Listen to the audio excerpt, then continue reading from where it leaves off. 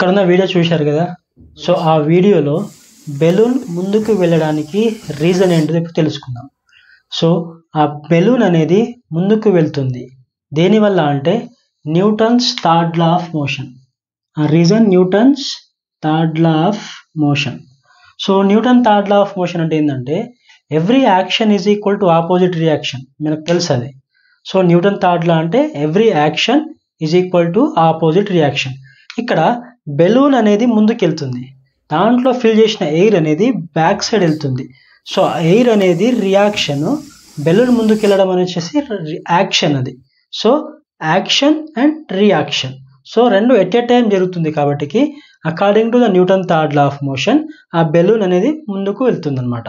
So that is the reason ఆ balloon అనేది ముందుకు వెళ్ళడం. Thank you.